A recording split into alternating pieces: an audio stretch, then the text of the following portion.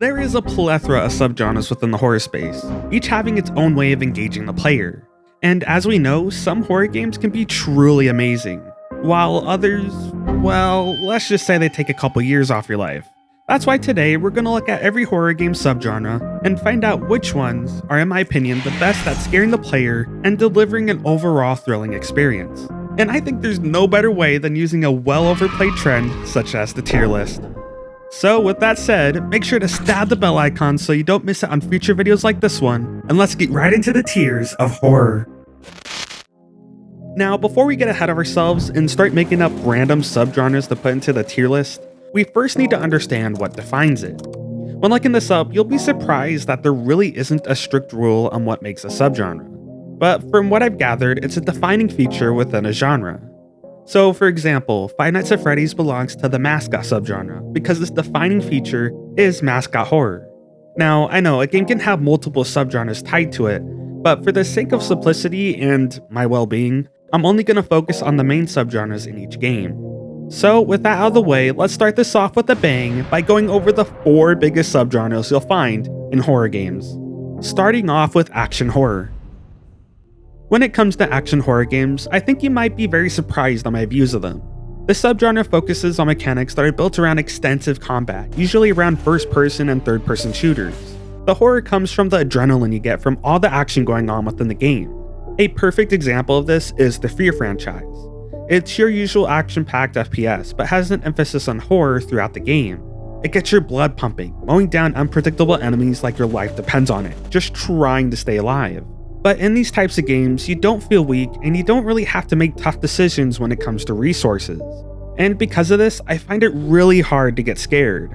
Don't get me wrong, there are a lot of fun action horror games out there, but when it comes to how terrifying they are, it just doesn't work when you practically got a bazooka by your side to solve all your problems. So for that reason, I'd say action horror is a good C-tier subgenre. It's just not my cup of tea. I don't really like the emphasis on action, because how am I supposed to feel scared and helpless when I got a weapon with more than enough ammo to defend myself? I will say, if I were to rank these subjectively, I'd probably rank it a little higher. Maybe a B rank because I can see the appeal of an action horror game.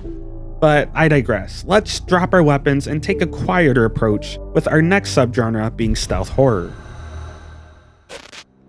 Stealth horror focuses on hiding and evading a subject that creates tension and fear. Games like Outlast and Amnesia are perfect examples of this because of the huge focus on hiding from monsters. In Amnesia, you're basically playing hide and seek. The only difference is, instead of a normal human being, it's these things hunting you down. You're forced to use the environment around you and the lighting to gain an upper hand. And if you fail to do so, you will most definitely die. Same goes for the Outlast franchise. There's a huge emphasis on hiding and evading monsters by using the environment around you. Overall, stealth horror games bring tension and fear by forcing you to come in close contact with a dangerous subject, with the environment being a small paper-thin barrier between you and this murderous thing. It can get pretty intense, but it can also become very boring as you realize this monster has a memory of a goldfish, moving back and forth in the same pattern over and over again. Which is why I would say stealth horror is a good A-tier subgenre. It's not the best, but there are a lot of good horror games that have stealth horror. If the monster is done right and is unpredictable, it creates a really good stealth horror game. Alien Isolation is probably one of the best examples of how a well-designed monster can prevent it from getting boring and repetitive, with it evolving along with you and actively learning the player's movements. It's no surprise Alien Isolation is one of the best stealth horror games out there. But moving on, let's get into the mixed bag that is walking sims. I find this subgenre so fascinating because it all started as an insult to horror games that lacked in gameplay. But as the internet does, the term got so popular that it transformed into its own subgenre. And now there's a whole community around it, embracing its qualities. Walking sim horror games typically feel like a roller coaster experience. It's like a dark ride themed around horror. It's usually very linear and is filled with a lot of scripted events. There's not a lot of room for self-expression in these types of horror games because of how restricting they can become. Some do, however, let you inspect objects that give you more information about what's going on. I'd say Layers of Fear is a really good example of what a walking sim looks like. It's very linear and has tons of scripted events to raise tension and scare the player. Like I said before, it's like a dark ride themed around horror, and it can be pretty fun. Overall, I'd say it can be a hit or miss with the subgenre because there are so many mediocre walking sims out there. But if it's done right, it can become downright horrifying, because the developer has full control over your experience, creating a completely formulated event to terrify you. Everything is perfectly timed and structured for a good scare, but games like that don't come by often. It's really hard to find a good walking sim nowadays, with a lot of them just feeling the same and not striving for better. So because of that, I think walking sims is an okay B-tier subgenre. Now, let's move on to the last of the big 4 subgenres, that being survival horror.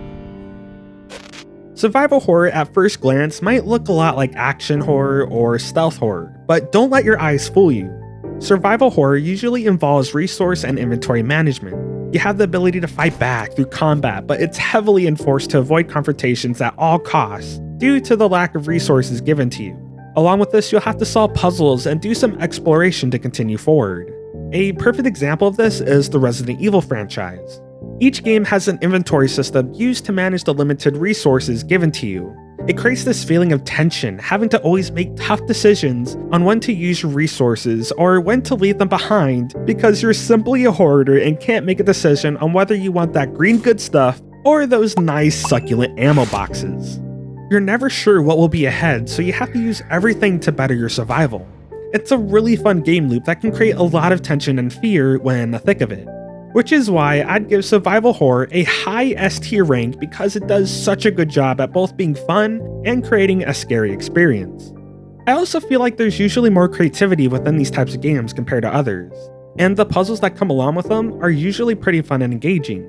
But now that we've gone through the 4 big subgenres, let's take a look at the rest, starting with reversed horror. Reversed horror games are a bit unique in terms of gameplay because it basically flips the usual horror game tropes upside down. Instead of being the one running away or fighting a monster, you're the monster. And this means you're the one doing the scaring, usually being online and traumatizing other players. 2 games that come to mind are Dead by Daylight and Friday the 13th. Both games have a player being the monster, allowing this person to traumatize their beloved friends through traps and special moves. It can be a fun time, but since you're the one doing the scaring, it doesn't involve that much fear or tension. And because of that, I'd give reversed horror a good B tier ranking. It's a lot of fun, but it just doesn't have the same effect as other subgenres on this list, which is why we have online horror. Online horror games, you're going to be playing with other players. It's pretty close to reversed horror, but instead it's your usual horror game that involves more than one person to play. This makes for a fun and interactive game loop that can honestly create tons of hilarious moments with your friends, or could break friendships. Either way, Lethal Company, Phasmophobia, and the Outlast Trials are all great examples of what a good online horror game looks like. It involves all players to work together and face their fears, going towards one objective at a time and problem solving together, while that one friend is on the corner dicking around with their emotes. I mean, come on, we all have that friend, or is that friend? But it's fun getting scared shitless together, and I've had some amazing moments on these online horror games. There's just nothing like it. It's a good mix of being scared and having a blast. Which is why I'd say online horror is a well-deserved A-tier subgenre. There's just nothing like it that can replicate this experience. The only downside to these online horror games is that they tend to get old quickly once you've experienced everything. That, and also if you don't have any friends, which is kind of a barrier when it comes to games like these. But let's move on before that gets too close to home. Let's talk more about one of my personal favorites, psychological horror. I've talked a little bit about this in my extensive Soma video, but basically, psychological horror focuses on mental, psychological, and emotional states that the character goes through, using them as a way to relate and scare the audience at the same time. Essentially, it's a horror game that invades your thoughts and gets into your head by making you relate through the protagonist. Soma is such a perfect example of this because it focuses so much on making you relate to the character and brings up very philosophical ideas that would turn any sane man, well, insane. It's like watching an episode of Black Mirror, but on steroids. And if you want to join the madness that is Soma, I'll leave it down in the comments below because I promise you, you will not regret it. That said, psychological horror games do such a good job at bringing tension and fear because its main job is to immerse you and make you relate to the character as much as possible. And let's be real, getting sucked into a horror game is what makes it go from mildly spooky to having to take a couple trips to the bathroom. So because of that, I think psychological horror deserves its spot as an S-tier subgenre. You can almost always guarantee a fun experience that will really get your boots shaking. I could go on for hours why I love this subgenre so much, but we don't have that much time, so let's move on to point-and-click horror. Point-and-click horror games are pretty easy to understand. I mean, it's in the name. You point and you click with a little sizzle of horror and bam, you get a point-and-click horror game. It's that simple. It usually comes with some unique art direction, either being a pixelated game or an almost movie-like style. Kinito Pet, The House 2, and even At Dead of Night are perfect examples. In each of these games, you're able to interact with the world through clicking certain objects in the game. You'll probably run into some jump scares and some scripted events, but most of what makes a point-and-click horror game are the puzzles that come along with it. It can range from easy to hard, both bringing a certain level of engagement that can be a lot of fun. Or if you're like me, it'll slowly show how forgetful you truly are and make you question if you have ADHD, which I probably do. Overall, this subgenre is just okay. For me, it's really hard to be immersed with such restrictive controls, and because of that, I don't ever get truly scared while playing these types of games. Which is why I think point-and-click horror is a good C-tier subgenre. It has its fun moments, but when it comes to how tense and scary they are to play, it doesn't even reach the levels that other subgenres can offer. Again, I think this is more up to personal taste, and I've just never been that fond of point-and-click horror games. But a subgenre that isn't as restrictive and allows you to have freedom are the open world horror games. Open world horror games allow the player to freely explore a vast world meant to create tension and fear. This allows for more world building and can help immerse the player to a whole world rather than a small area like most horror games. Sons of the Forest is a perfect example of what an open world horror game looks like. You have to survive on this big island filled with cannibals and horrifying creatures. There's a lot of tension because you don't know what to expect each day, and almost everything you do is up to you. There's no linear path to playing this game, and you can spend it doing whatever you feel comfortable with. Just don't be surprised when the monsters start inviting you for dinner. Open world horror games can be a lot of fun, but there are some that just don't come across as scary like The Forest does. Dying Light and Metro Exodus, for example, just aren't as scary as they could be, and because of that, I think open world horror games is a good B-tier subgenre. They can be very engaging and allow for more replay value, but it does take a hit in the scare department, because you can't have a perfectly formulated event to bring fear and tension. It can only be created to a certain point, and there's only so much you can do because the player is given so much freedom. The developer can't predict a player's every move, so some parts just aren't that scary in open world horror games. But that's just my opinion. Anyhow, another subgenre that allows for more creative expression is VR horror. VR horror games is the closest you'll ever get to being inside a horror game. Well, of course, until we get our neural links from Elon Musk, but that's a different story. Right now, they are played with a virtual reality headset, further separating the barrier of real life and the virtual world. Because of this, you'll never find yourself more immersed than VR horror games. The only real barrier is the sense of touch and smell, but visually, you're inside the game. Playing VR horror games like Cosmodread or Dreadhall can bring you to a certain level of terror that you might have never felt before. So much so that you might accidentally break your monitor or someone's nose. The immersion is so high, and you have this whole other dimension to decide where to look and where to go. It's definitely something everyone should experience at least once. But there is one downside to VR horror games, or any horror game for that matter. They tend to be on the shorter side and can feel a little simple gameplay-wise. Most VR games feel like a small indie experience right now, but I'm sure within time this will change and easily become an S-tier subgenre, simply because of how effective they are at immersing the player. But right now, the horror games that are available are mostly small and don't take full advantage of VR. So for that reason, VR horror deserves its spot as an A-tier subgenre. Now, moving on, let's take a look at something less intense called atmospheric horror. Atmospheric horror games focus on creating a strong immersive tone and mood through visuals and auditory elements. And because of this, they are sometimes referred to as comfy horror. And I know, how the hell can a horror game be comfy, right? Getting scared is probably the farthest thing from being comfy. Well, believe it or not, some people can find this very therapeutic and relaxing, just strolling inside a nicely designed map that has a creepy atmosphere. And others find it scary and nerve-wracking, just waiting for something to come out at you. Games like Limbo, Inside, and Interior Worlds are perfect examples of what atmospheric horror looks like. Interior Worlds, for example, is all about you exploring each map and finding anomalies, capturing them with your camera. It's a really fun and calming experience, but can also feel eerie too, with parts raising tension and fear.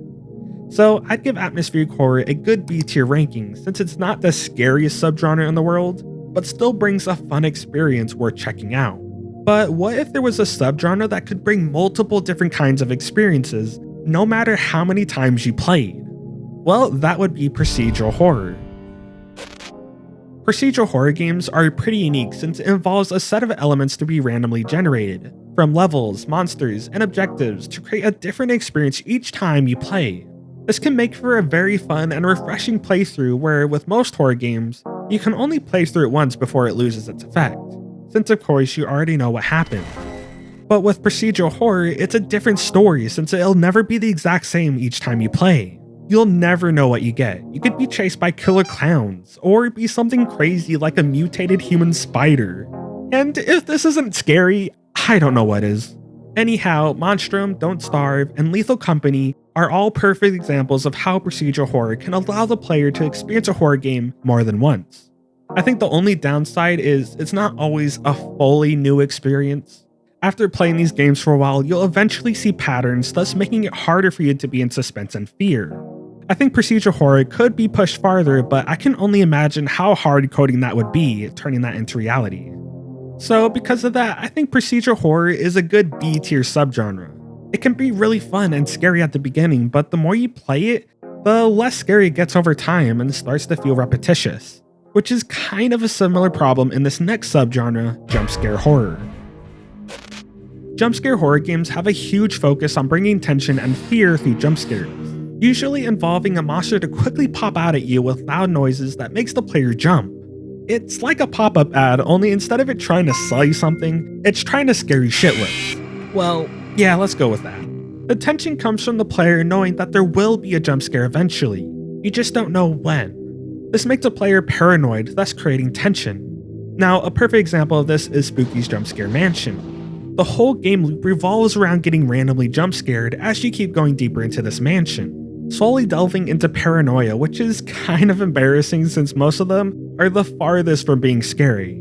I mean, come on, look at this cute little ghost.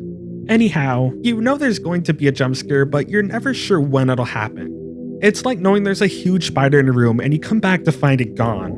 And that's what playing this game feels like. But overall, a lot of jumpscare horror games can be fun for a while if you want a quick and fun horror game to get scared by. But most of the time, it doesn't get any deeper than a surface level scare. In general, I find jump scares to be a very cheap way to scare a player, and they can become easily predictable. There are, however, some good games out there, but most don't even come near the quality of subgenres we've already looked at. So because of that, I'd rank jumpscare horror a okay D tier subgenre. It just isn't for me, but let's move on to subgenres that focus more on visual styles of horror games, starting with indie horror.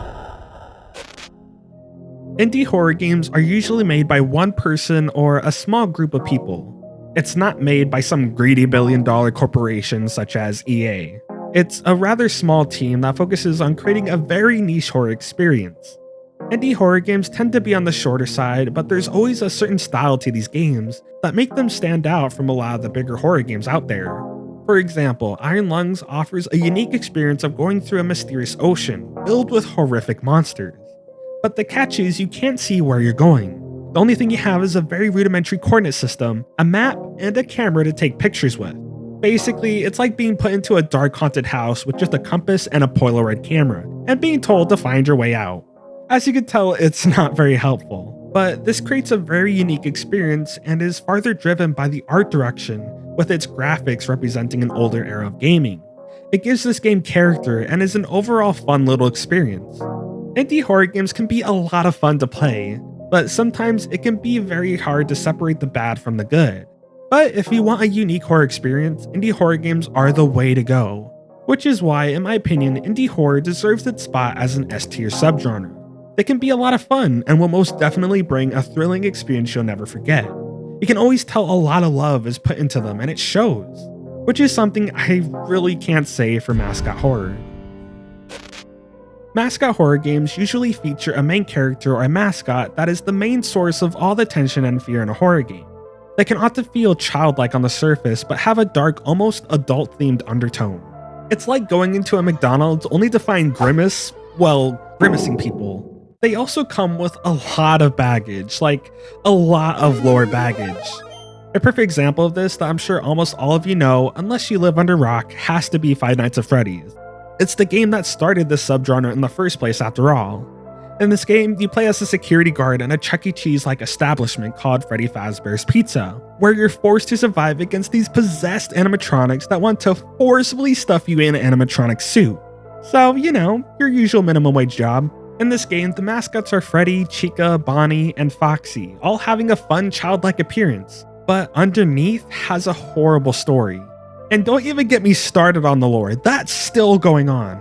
It's been 10 years since the first FNAF game, and we still haven't figured that out. But you get the gist. Overall, I have some mixed feelings about Mascot Horror. It used to have some really cool games under its belt, but nowadays it's just not the same. With games like Garden of Banban, Sparky Marky, Zoonomaly, there's just so many bad games that don't take full advantage of this subgenre. I mean, sure, we've got Poppy Playtime, Indigo Park, and of course FNAF, but it still just does not make up for all the lackluster games. And for that reason, I'd rank Mascot Horror a D-tier subgenre. These newer games just aren't scary and almost always feel half-baked. Sure, there is the FNAF franchise, but that's just one franchise. And the newer ones have lost a lot of what made it so great. Don't get me wrong, I do think this subgenre can become something, but only time will tell. Moving on, let's take a look at Cosmic Horror. Cosmic horror typically focuses on the incomprehensible and unknowable.